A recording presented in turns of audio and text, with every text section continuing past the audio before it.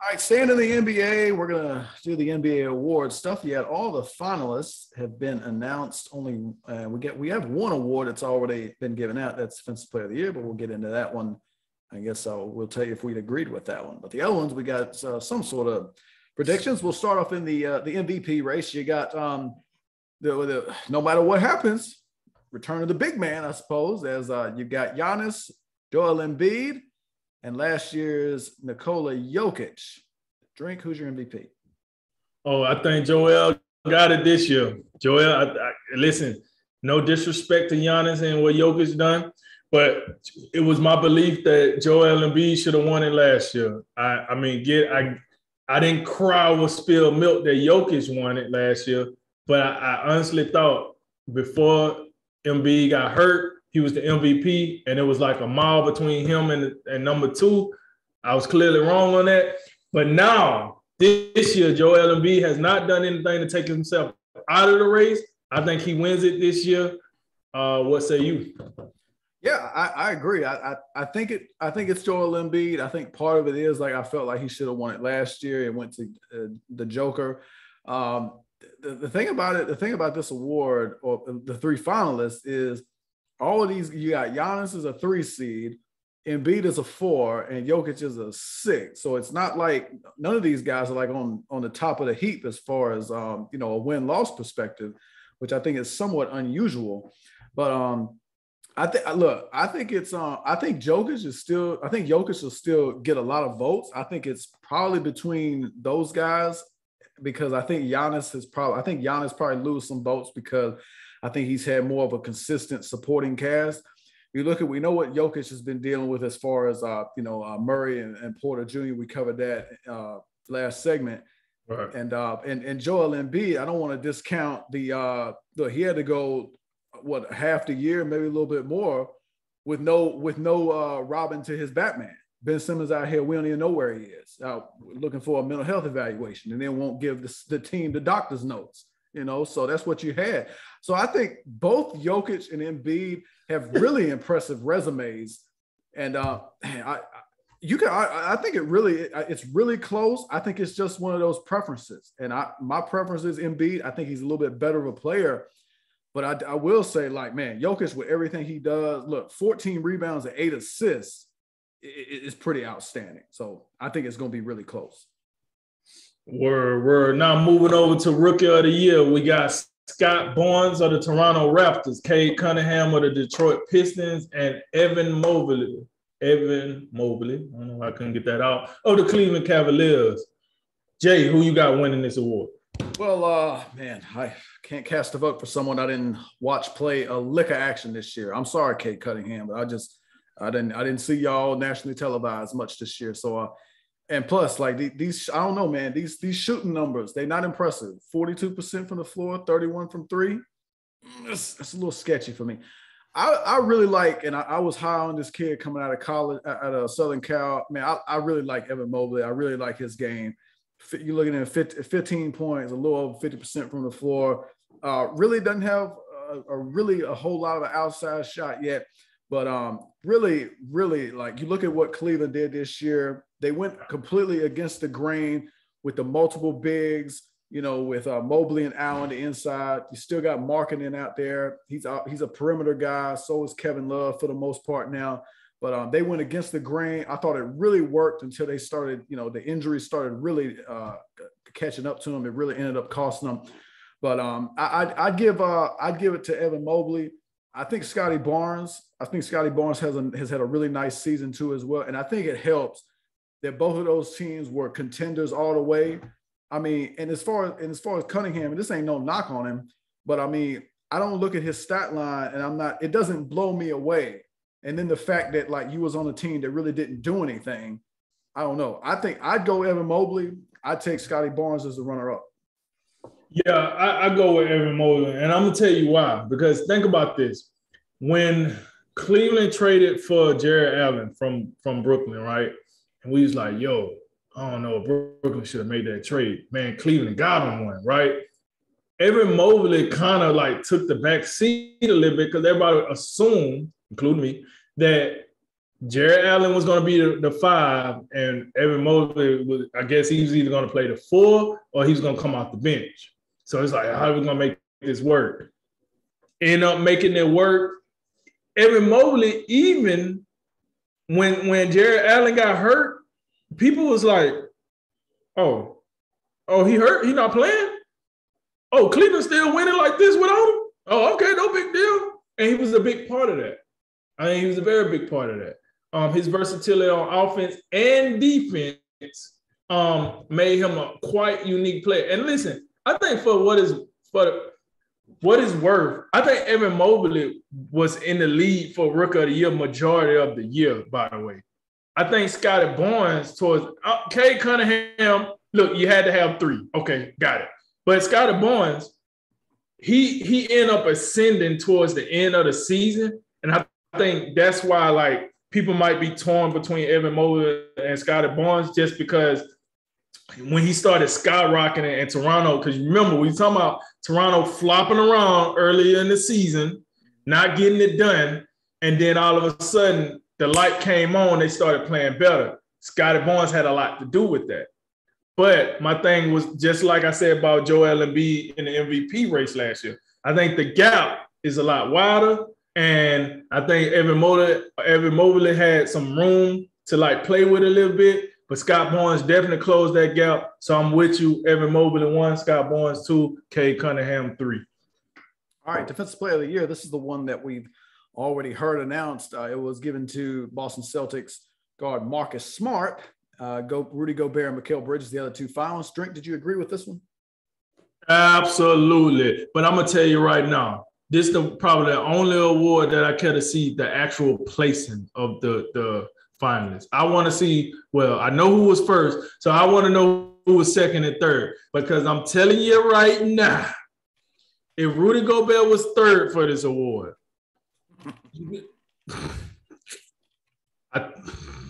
listen, if Rudy Gobert was third, listen, this is the only thing you do good in the NBA. It's play defense and get blocks and rebounds. And you just got outdid by a guard. And you might have came in behind a small forward. Oh, yeah. Yeah. The best thing you do, and you're the third best player at that. Just to get in there, Gobert was third. Bridges did finish in second in this one. Wait. What you seen of that? It's on NBA.com.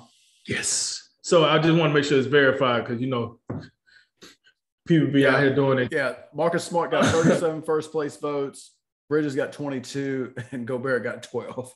You got 12, and this is the only effing thing you do for your team and for the NBA. The Stifle Tower or whatever.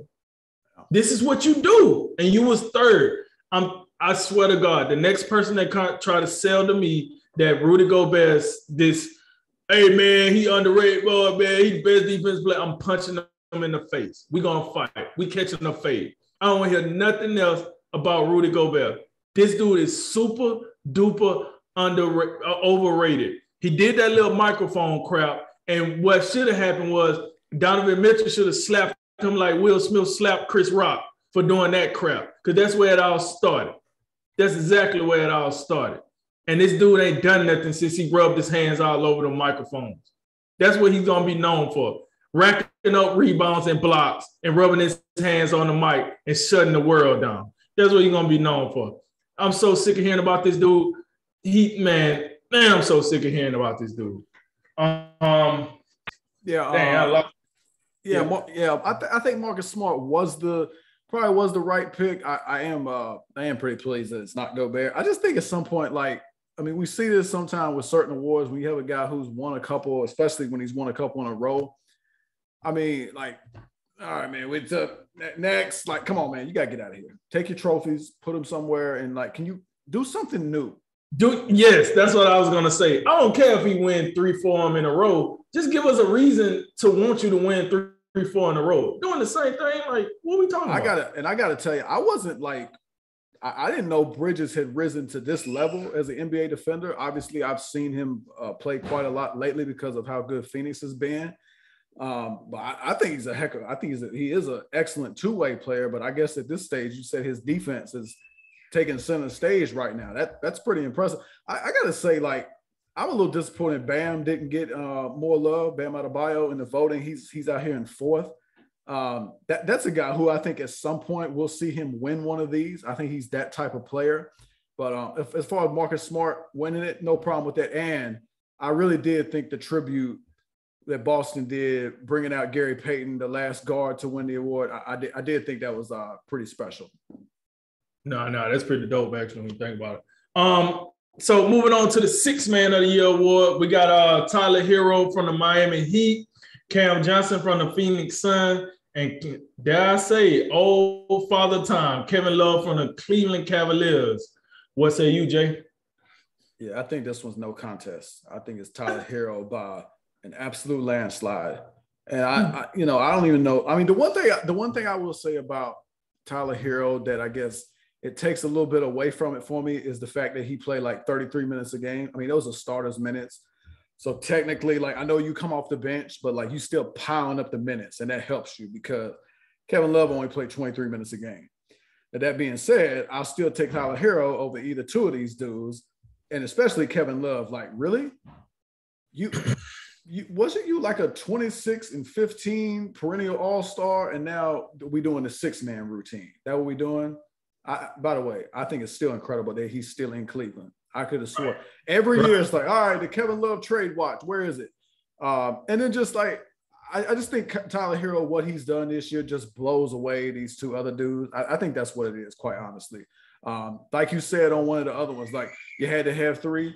Yeah, you had to have three, and like, but you knew what it was. I mean, sometimes you see guys like Lou Williams or Jamal Crawford, they just dominate this, and I think that's what Hero did this year.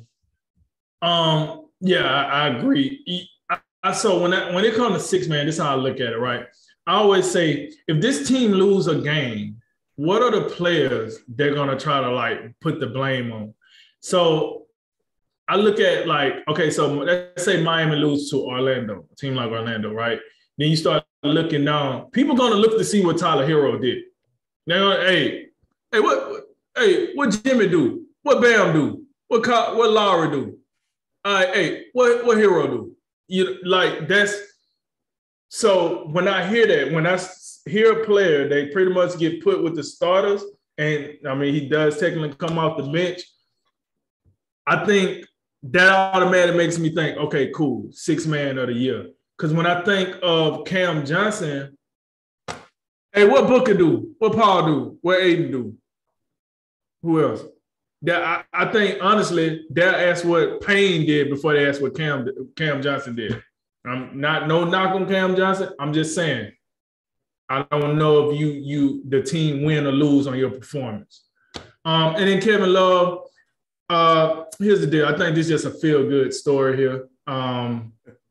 You probably could have put somebody else here, but it's Kevin Love, NBA final. You know what I'm saying? Got paid after LeBron left, and I guess he's still earning his money. I'm with you. I'm surprised he's still in the league. I ain't gonna lie. I thought, man, with the way things ended with LeBron, he had his own personal issues going on. I honestly thought he was gonna call it quits. Just choke up the dudes, got my rings, I'm out of here. But he's still playing, he's still kicking and screaming. So, like I said, I think this is just, you know what I'm saying? They just threw Kevin Love a bone on this one. Most improved player, you got three still up-and-coming guards with is John Moran in there? Wow, okay. John Moran in there for most improved. You also got Darius Garland. He's that's the third Cleveland Cavaliers semifinalist or finalist in all this. And then the San Antonio Spurs point guard, DeJounte Murray. Drink, who you got from this one? Okay, so for John Morant, just throwing this out here, I'm a little confused. John Morant, rookie year. Second year, he was an all-star. This year, he could possibly win most improved. So I'm a little confused. I just don't understand why he wouldn't have been most improved in the most improved category last year.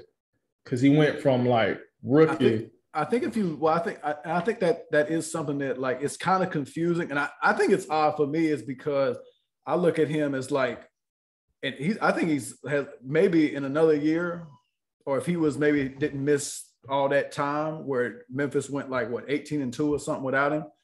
I think he's a guy who certainly would got some MVP votes. Yeah. Right. Which is why the most improved is like, I mean, but the thing about it is if you look at like his statistical jumps from last year to this year, I mean, his scoring did go up 8 points. Shooting percentage went from about 45 to, 49. So he was a little bit more efficient.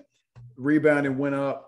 I think he has a case. It's just unusual. Normally you see guys who, they're kind of like, role players, and then they take this huge step into like starter or all-star status, So it is a little bit unusual, but I mean, when you look at his jump from last year to this year, I think he's not a bad choice for this award.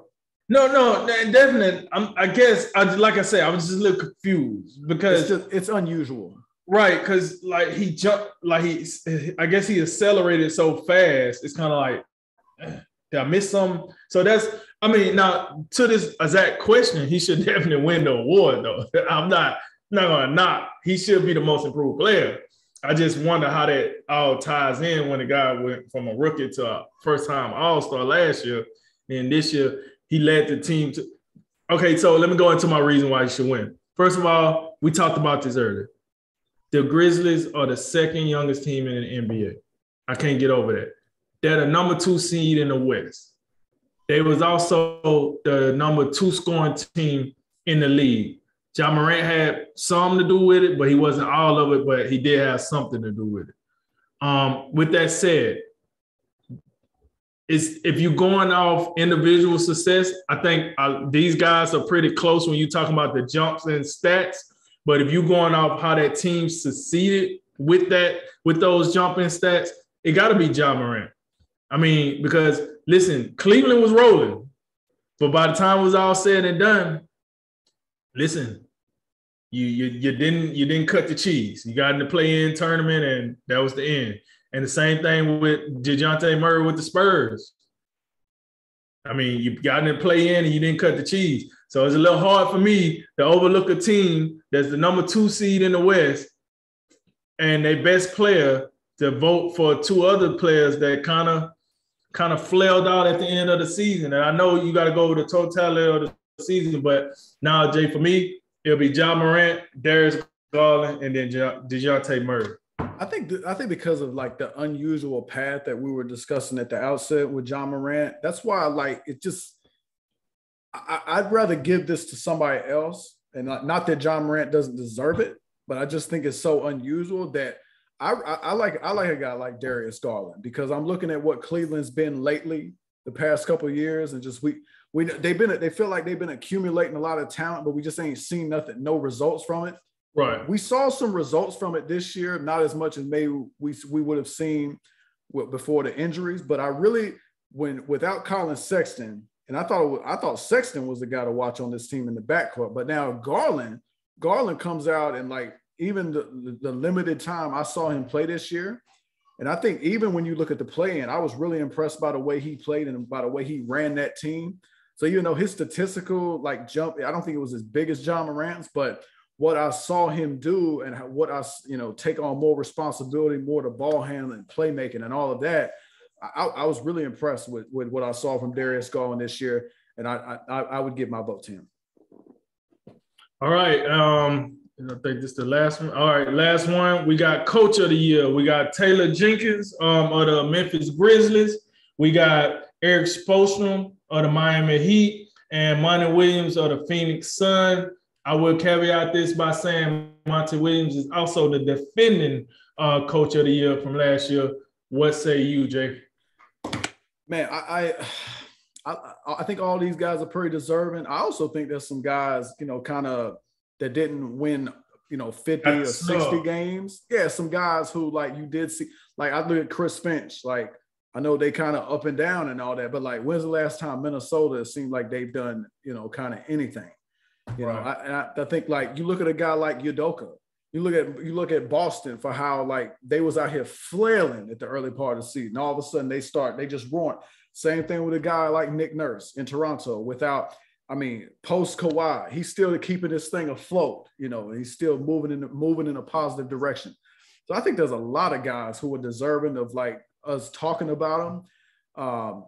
But I think these are three good finalists. The thing about it is when you pick the two number one seeds, it's kind of like, yeah, you did great, but like also Phoenix was just in the NBA Finals. So yeah, you did good, but like, come on, show me something else. And how about in the same thing? Wait, hold on, Jay. Hold on now. Let me backtrack a little bit because in the last segment, right, we was talking about the jumps and stats. Listen, they was 51-21 last season. They was 64-18 this season. So that's a good jump for a team that was number 2 last year. But you also have to put that somewhat in context because they played 10 less games last year. So if they had played all those games, there still would have been a jump, but it wouldn't have been a plus 13. It probably would have been like a plus, maybe like a plus 6, 7. Still impressive. But when you talk about the jump, because by the way, Miami NBA Finals 2 years ago, still the same team, really. I think it's Taylor Jenkins, man. Memphis went from last year being in the play-in to getting the 8 seed, and they jumped to the 2 seed. They went from 38-34, so a little bit over 500, to a franchise record 56 wins. And I still look at Memphis, and I don't consider them an overly talented team. Ja Morant's outstanding. He could be the next best thing cooking. And Jaren Jackson, I'm with you. You was talking about him earlier. I just ain't seen a whole lot lately. He in foul trouble more than he doing something. I do like what I've seen from Desmond Bane. That's a guy who also I think should get some most improved player love. But guys like that, I would vote for Taylor Jenkins. I really would. No, I'm with you. Honestly, I don't think this is particularly. I think this is between Taylor Jenkins and Monty Williams. And the only reason I would say Monty Williams got a shot is because I think people are going to say, okay, we was expecting a slack or a step back for Phoenix, and they actually did better. But at the grand scheme of things, I'm with you. Out of these 3 guys, who did more with less? It's Taylor Jenkins. Like, let's go ahead and call it what it is. Second, once again, I'm going to say this again, the second youngest team in the NBA, which means he had to pretty much go, up and down with these young fellas, and I'm pretty sure that wasn't easy. I can guarantee you that wasn't easy. But he made it happen. Ja Morant, he know who his star is. He know what he's doing. I just feel like it's not a coincidence that team went from a play-in tournament to the number 2 seed this year. I'm with you, Taylor Jenkins for me.